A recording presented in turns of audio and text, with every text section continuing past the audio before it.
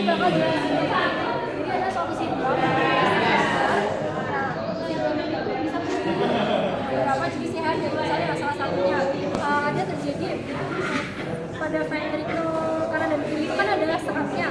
Kalau misalkan sekatnya terjadi defect itu otomatis nanti bisa mengakibatkan gangguan selanjutnya. Nah, kalau ventricle sinistra sama dextra sama-sama pompa, otomatis kan mereka saling pompa gini-gini karena nggak ada sekatnya. Nah, padahal tekanannya itu lebih tinggi yang di sinistra. Otomatis yang sinistra nanti dorong gini dong dari kiri ke kanan, makanya namanya left to the right, ya kan? Paham sampai sini? Nah, terus habis itu kan ventricle dextra ini arahnya ke pulmo. Nah, mereka tuh sama-sama pompa ke pulmo karena tekanannya dari dua arah kan jadi tinggi ya tekanannya, otomatis nanti terjadi pulmonary hypertension. Pulmonya ini jadi tekanannya meningkat karena tadi tekanan darah dari jantungnya juga tinggi kan?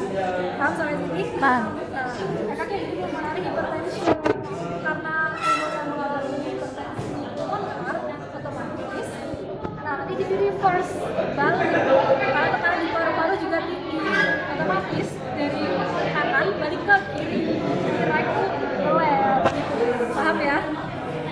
Kalau misalnya masih belum paham nanti cari tahu lagi ya. Ini ada PFOS, ini PSG sampai ya masih kalian udah ngafalin kontennya juga. Kalau PFO ini ada ovalnya dia pakai ini dia nggak berubah jadi vasovalis, dan kan harusnya berubah jadi vasovalis, tapi dia nggak. Terus ada ASD sama PSG. Kalau ASD tidak semula jadi itu kayak PSG di ventricle sama ada sirkulasi yang PDA. Terus ada dosis harusnya nanti berubah jadi jam itu makin masuk kali. Terus ini ada sirkulasi pada janin ya, ketika masih janin. Terus ini sirkulasi setelah dia lahir. Kalau masih janin dia besar dari osis, dia bentuknya masih besar dari osis. Setelah lahir nanti berubah jadi bentuk arteri nasum. Terus kalau penumpang ini vasovalis, harus venosus ini juga bentuk venosum, nggak bisa ya sama ini akan meninggal jadi bentuk ubicularis media karena dihafal ya itu. Dan next ada tetralogy of Fallot. Jadi tetralogy of Fallot ini dia adalah kumpulan penyakit kongenital yang nanti itu bisa saling berpengaruh satu sama lain. Misalnya pulmonary stenosis, terjadi stenosis pada katup pulmoner. Nah, stenosis itu apa? Nggak bisa ngebuka maksimal ya. Otomatis kalau katupnya nggak bisa ngebuka maksimal, ventricle di dextra itu kerjanya jadi semakin ekstra. Karena dia kerjanya semakin ekstra, efeknya apa? Nanti terjadi hipertrofi di area ventricle dextra, gitu ya. Karena dia dipaksa nih kerjanya. Terus misalnya ada ventricular septal defect yang tadi aku bilang di awal. Nah, di septal atau sekat di ventricle itu kan dia mengalami defect nih. Otomatis ventricle dextra sama ventricle sinistra ini sama-sama memompa nih. Otomatis tekanannya juga semakin tinggi kan. Nah, karena mereka sama-sama memompa ke aorta, jadi nanti tekanan yang diterima oleh aorta itu juga tinggi. Efeknya bisa terjadi overriding di aorta gitu. Kalau misalnya di X-ray, nanti hasil X-ray-nya ini bakal tampak satu gambaran namanya boot shape. Jadi bentuknya kayak satelit gitu ya. Nah, ini nanti hasil dari X-ray dari tetralogy of Fallot. Nah, ini masih tetralogy of Fallot yang tadi. Bedanya yang ini sama yang tadi tuh enggak yang ini sama yang sama 4 aja. Ini penjelasan dari tetralogy of Fallot. bukan yang ini yang 4 yang awal tadi tuh Yang awal kategorinya yang ini apa yang tadi apa? kalau yang itu kayak Dari udah kecil ini gitu. disebutin kayak apa isinya. Nah, kalau yang ini udah masuk ke tetralogy of Fallot ya. Jadi tetralogy of Fallot itu cuma ada 4 gitu. Paham nggak? Berarti itu posisi bentuk jantungnya berubah nggak? Bukan bentuk jantungnya berubah. Jadi kalau iya benar struktur jantungnya jadi berubah karena efek dari terjadinya penyakit kongenital tadi. Nah, jadi ya misalkan di X-ray itu kan nanti jadi bentuknya membesar ini kan ya berubah sih.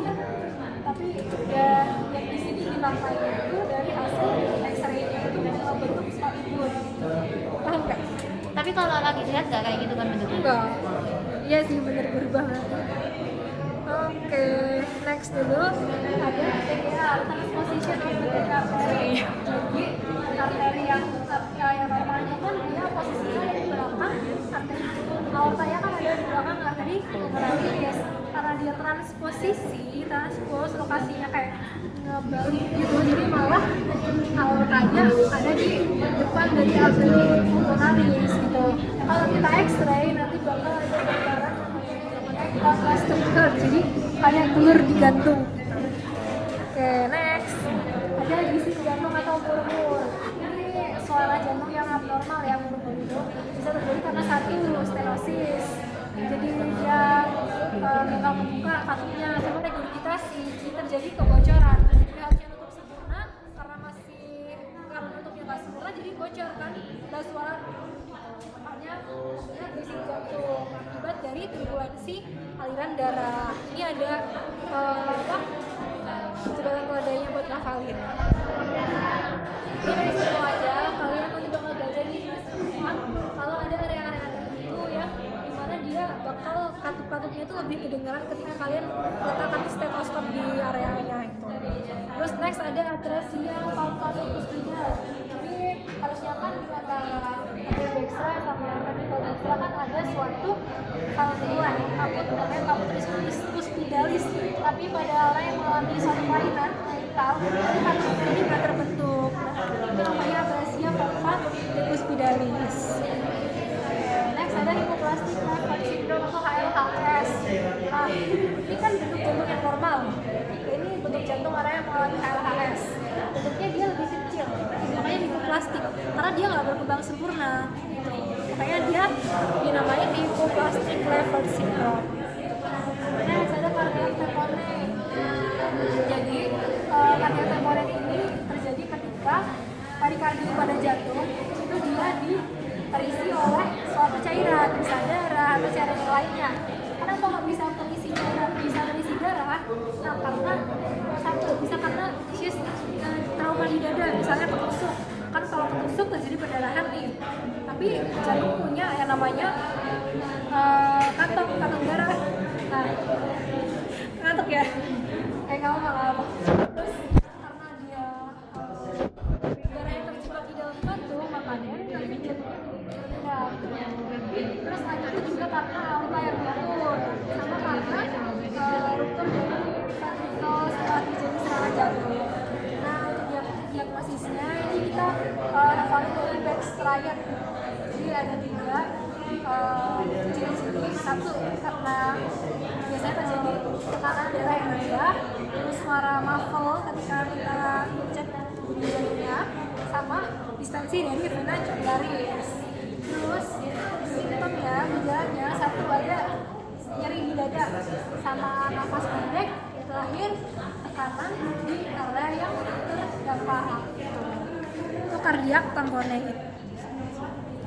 Next, coarctation aorta. Ini terjadi penyempitan pada aorta, terutama pada area yang dia bersinggungan atau dia bersandung dengan ductus arteriosus. Yang normal dia mengalami penyempitan. Itu coarctation aorta. Nah, cardiac reverse pain. Jadi, jika seseorang mengalami serangan jantung, itu sakitnya itu menyebar gitu. Kalau kita bisa kena pisau di sini, sakitnya di mana? Ya udah di sini gitu kan. Orang yang kena serangan jantung sakitnya menyebar. Kenapa bisa gitu? Karena jantung itu punya area alosinya di area D1 sampai D5 ya. Nah, makanya dia bisa menyebar. Bahkan ada penyebarnya bisa sampai ke lengan bawah atau ke area leher atas. Biasanya kalau serangan jantung itu tipe nyerinya itu kayak titik-titiknya berat, terus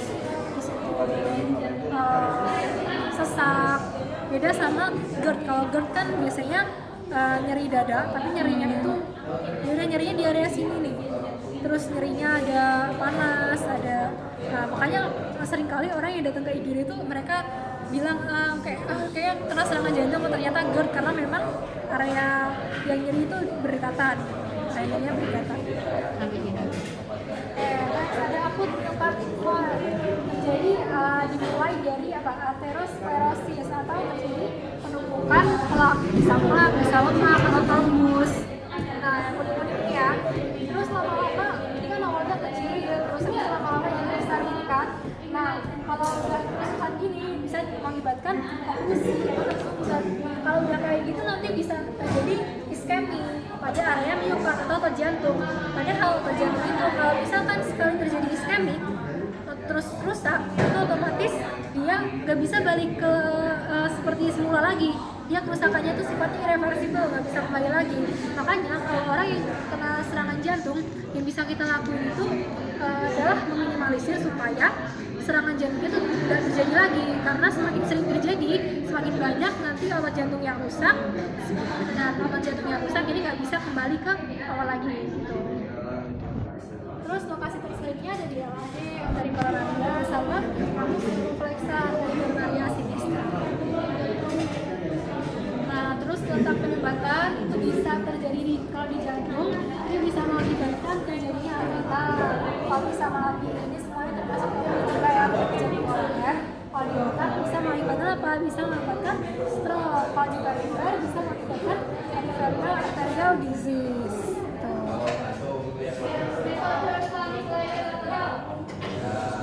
Tata laksana dari AMI, tata laksananya berupa perkutak coronary intervention. Nah, area yang mengalami oklusi tadi nanti dimasukin kateter ke pembuluh darah, terus setelah sampai di area yang oklusi, dia kawatnya dikeluarin. Nah, di kawat ini dia tuh ada galon. Nah, galonnya ini nanti kalau kan awalnya masih deflasi, terus hubungin jadi deflasi. Nah, nanti terus tadinya tuh dia buka jalan supaya aliran darahnya itu lancar. Terus tanya gimana stenya tetap ada di aliran darahnya, di pembuluh darahnya. Next, kalau dari berarti bisa buat prosedur untuk salah satu prosedur diagnosis ya. Nah, dia menggunakan warna khusus. Biasanya kita diminta untuk menelan bahan kontras ya. Biasanya karbonnya bukan karbon yang berbahaya ya. Karbon yang digunakan itu karbon 13. Kalian bakal belajar di semester 4. Nah, nanti pakai SKX untuk melihat area mana yang terjadi penyumbatan dan mengalami penyumbatan. Kalau di sini sumbatannya terjadi di sini. Kalau bisa tahu karena ini kan harusnya aliran darah itu kayak gitu ya. Nah, yang ini kok tiba-tiba nyepi. Wah, paham. Ada yang mau ditanyain nggak sampai sini? Dan kita masuk ke sistem sirkulatoria. Nah, ada prosedur namanya cardiopulmonary resuscitation atau CRP. Ini dilakukan ketika orang mengalami gagal nafas dan juga gagal jantung. Tapi CRP ini harus sesuai dari instruksi, kayak misalnya sebelumnya jangan harus sesuai nama. Karena kalau nggak sampai ke otak. Nah, ini lokasi arteri yang bisa dipalpasi. Ini aneurisma atau pembekakan. Ini tipe-tipenya nasional aja nggak diapain. Terus ABG ini prosedur tes darah sama hemodinamika pembesaran konjungtival. Udah itu doang. Makasih Mbak. Mana yang dasar keluar responsif yang keluar responsif. Pokoknya yang core. Kor. Belajar yang core.